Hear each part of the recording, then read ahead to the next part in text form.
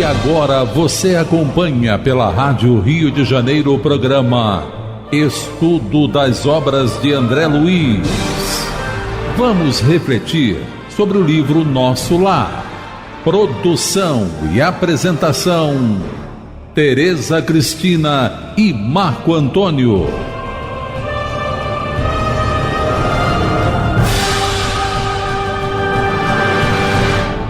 Amigos ouvintes da emissora da Fraternidade, Rádio Rio de Janeiro, novamente aqui estamos com a permissão de Jesus e sempre com o trabalho dos bons espíritos para darmos continuidade ao estudo da vida no mundo espiritual, através da obra Nosso Lar.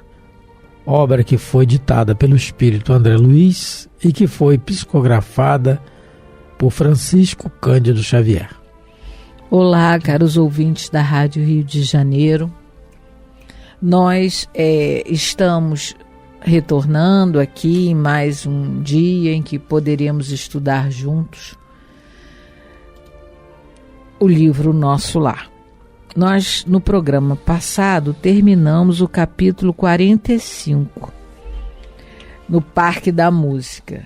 E hoje nós vamos começar o capítulo 46, Sacrifício de Mulher.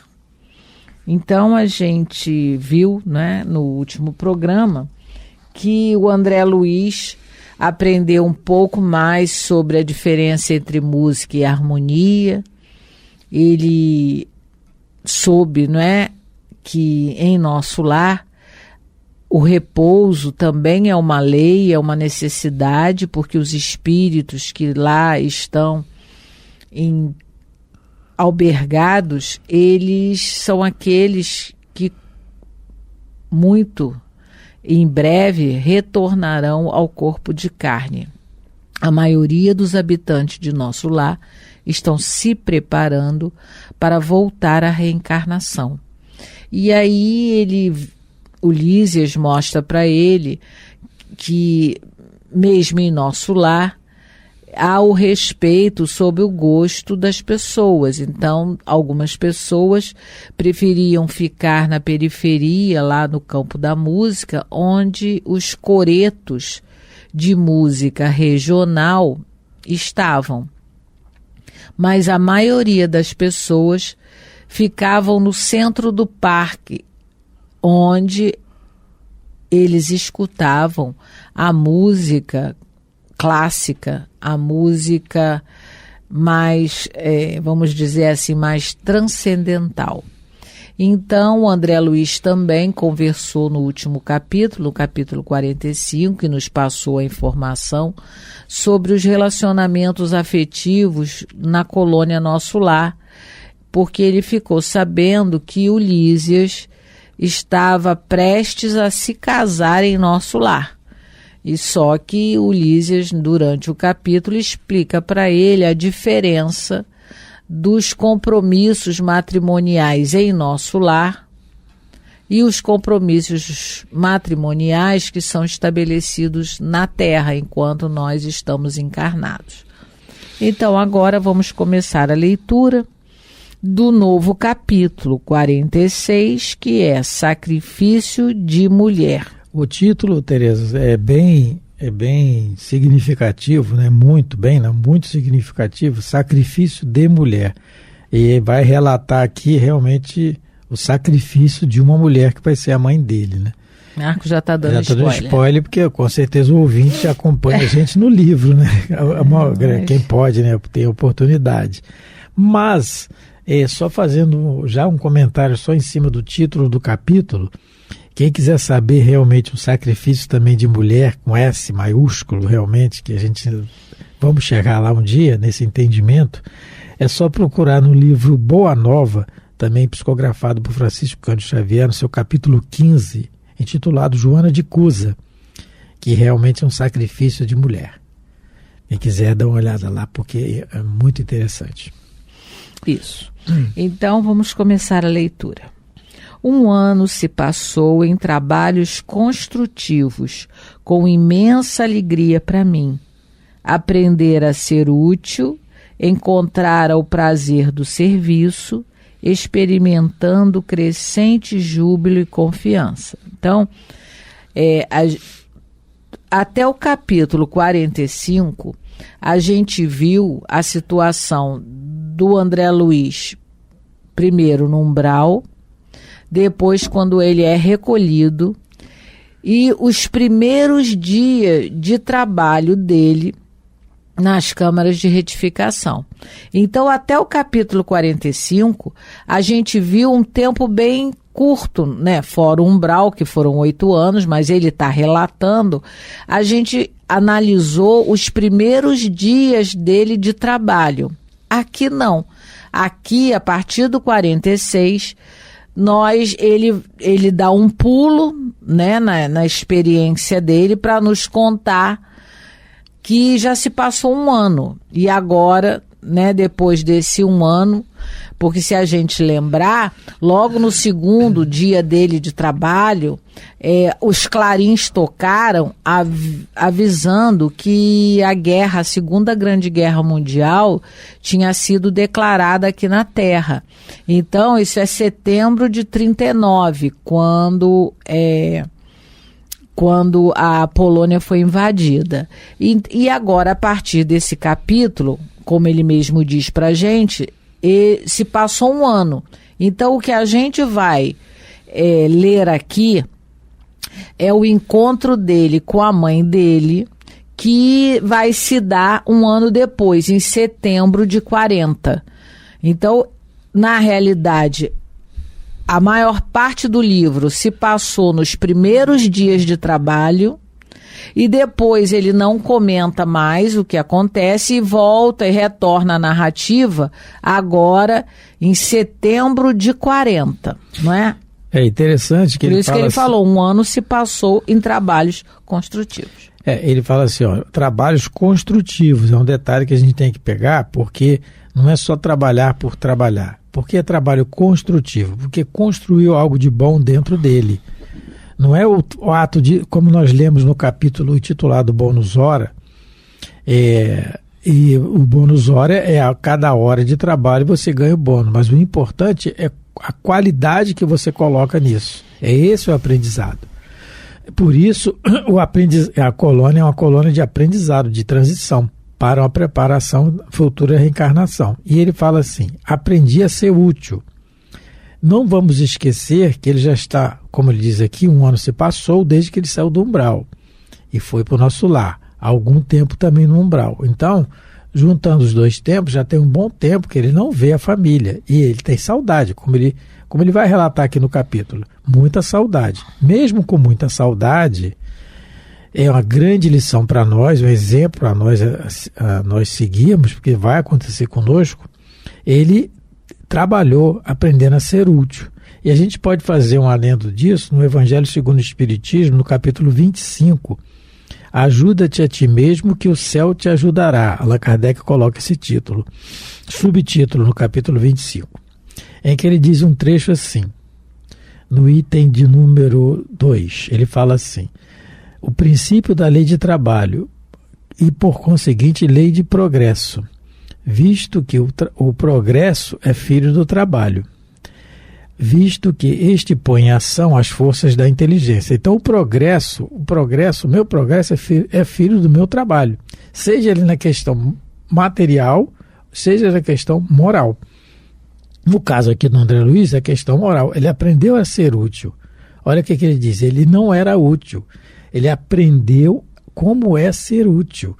Isso num período que ele está com saudade da família, ele não está vendo a família, não é? Então esse é um aprendizado grande para nós. Ele encontrou o prazer de te servir. Isso é muito interessante, essa observação que ele já faz dele mesmo. Ele está dizendo dele mesmo, mas se autoelogiando. É no sentido de mostrar para nós o que nós deveremos fazer quando desencarnarmos, porque vamos sentir saudade. Assim como os entes queridos sentem saudades nossas, que desencarnamos, nós vamos ficar também com saudade.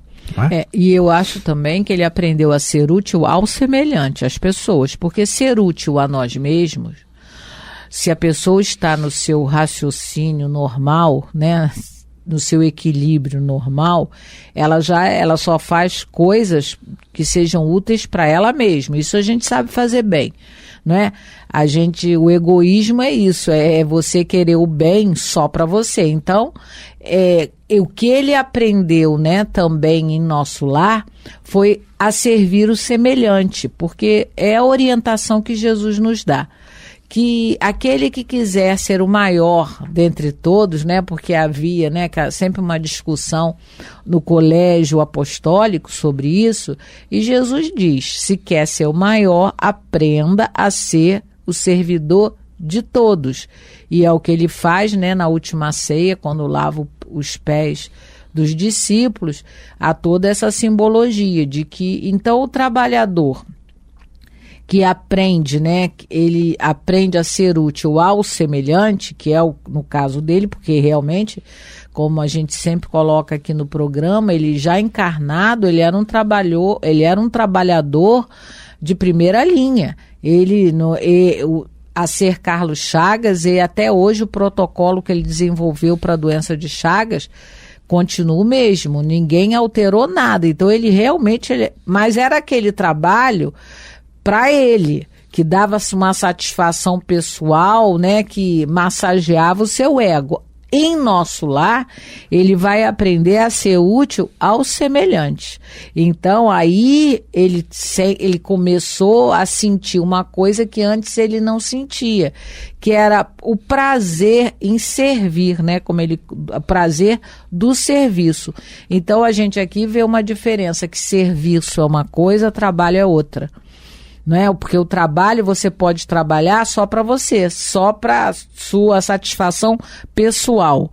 Não interessa como você está tratando o outro, interessa que você vai lá, bate teu ponto todo dia, faz a coisa com o maior capricho, mas como você lida com o outro, aí isso não é um serviço, né? O serviço é quando você está trabalhando, mas você também enxerga o outro. Não é o outro que precisa do seu trabalho. Uma outra coisa aqui que às vezes as pessoas podem se questionar, é a questão do tempo.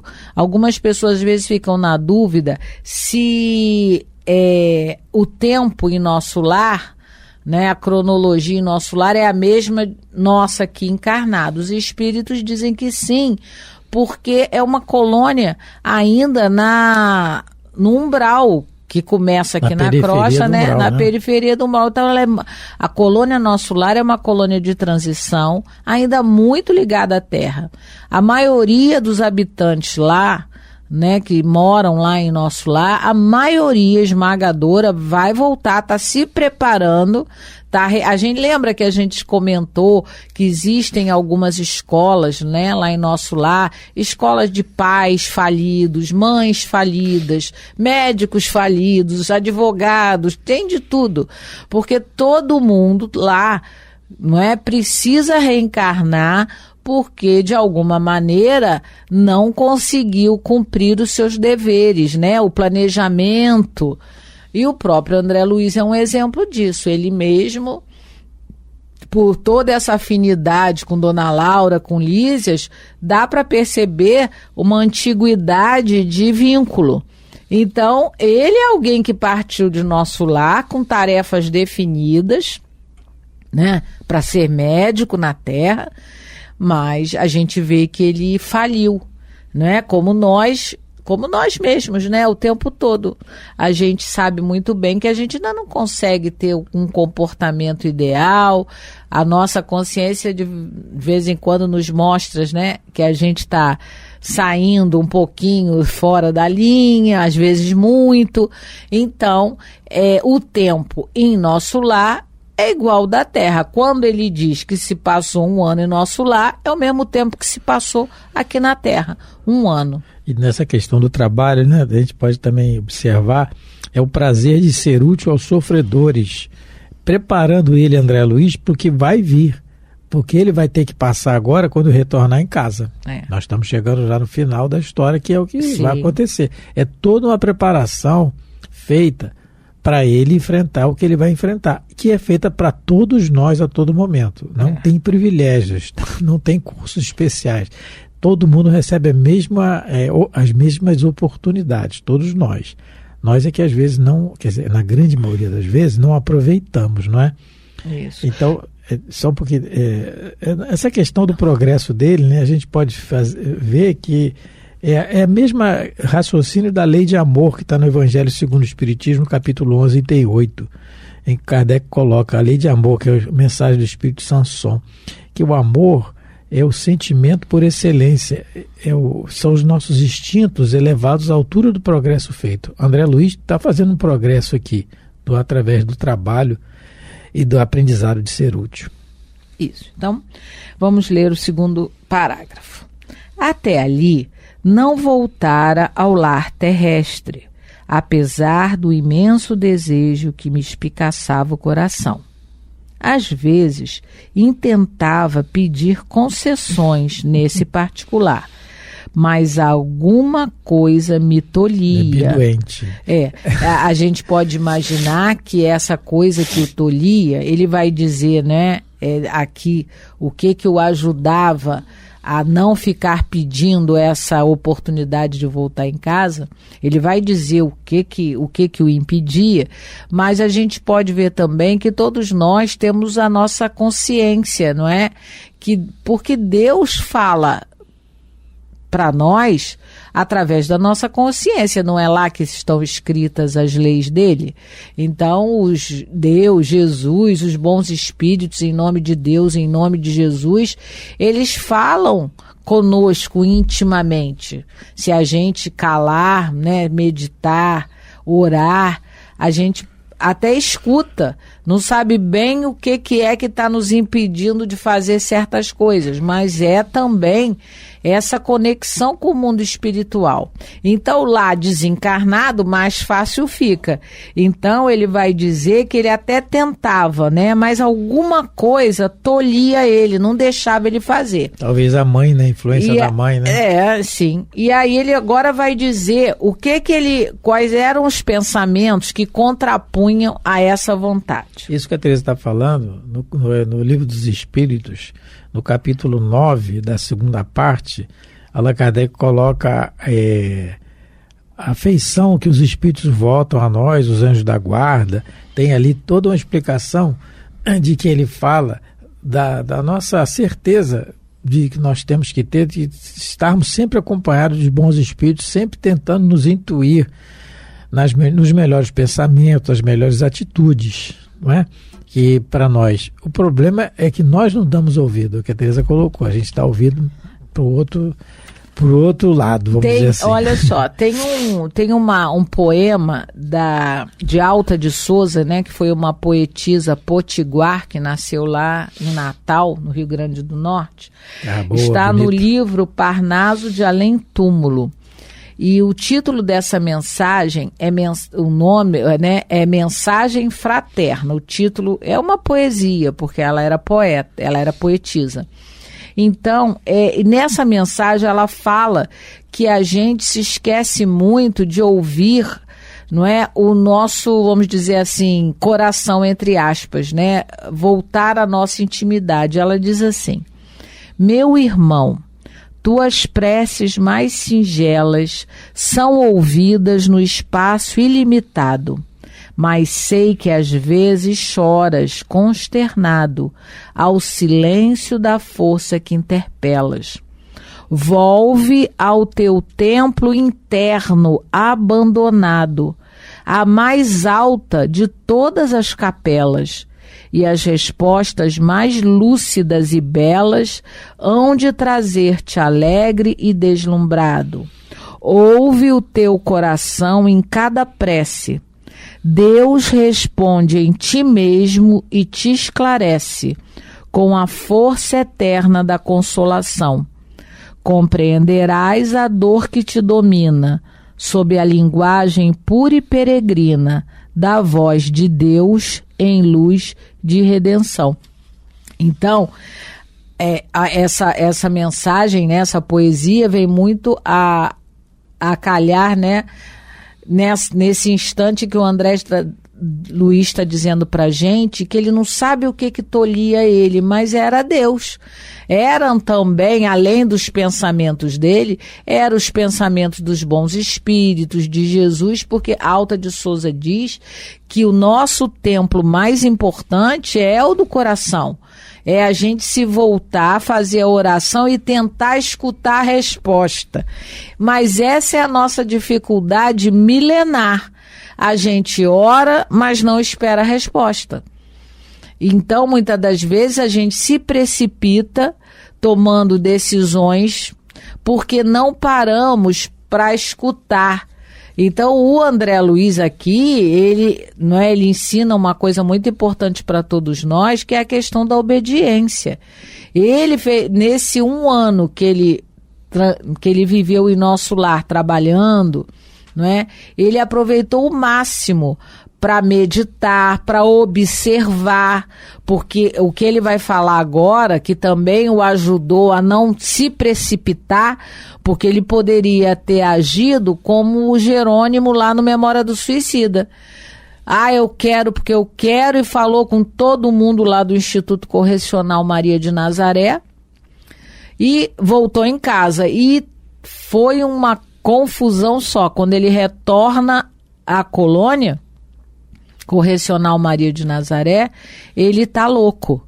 Ele já teve que ser internado no manicômio e ele estava muito bem, mas a rebeldia dele foi enorme. O André Luiz já não. Ele começou a meditar, não é? E ele deu ouvido a essa voz interior aqui que a Alta de Souza diz, que é a capela que todos nós trazemos dentro do coração, né? O templo divino, não é? Então, aí ele também vai dizer quais foram as estratégias que o ajudou a obedecer. Ele começou a meditar no que tinha acontecido com ele. E aí, uma das coisas que ele lembrou foi isso. Não receber auxílio adequado, não contava ali com carinho e apreço de todos os companheiros.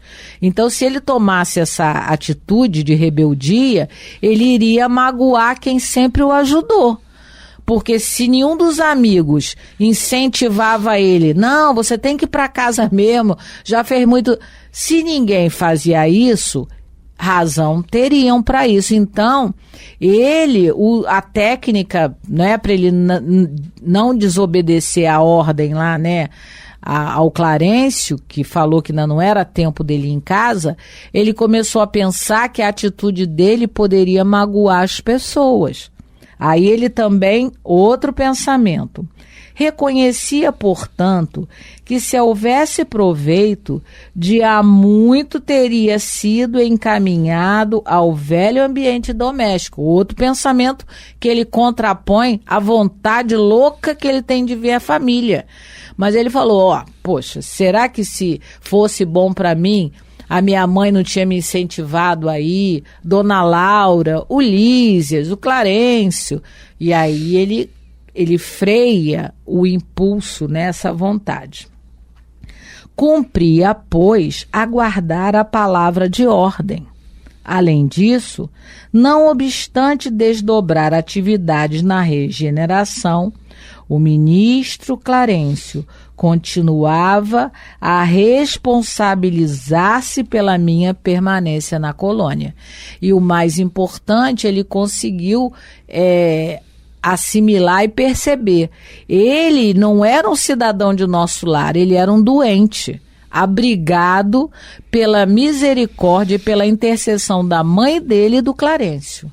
Então, se ele tomasse essa atitude de desobediência, de rebeldia, ele ia magoar quem o protegia na colônia. E isso serve muito para nós. Quando a gente tiver que tomar certas decisões, que a gente pense se a gente não vai magoar corações queridos, não é? Que gostam tanto da gente, que nos ajudam de tantas maneiras. Porque o estudo das obras de André Luiz por Chico Xavier tem essa finalidade, nos ajudar para que a gente não saia tão complicado da encarnação quando a gente chegou aqui. Mas estamos terminando o nosso programa. e vamos continuar, né, no próximo programa a conversar sobre esse assunto. Deus abençoe a todos, muita paz. Fiquem com Deus. Fiquem com Deus. A Rádio Rio de Janeiro apresentou o programa Estudo das Obras de André Luiz. Produção e apresentação, Tereza Cristina e Marco Antônio.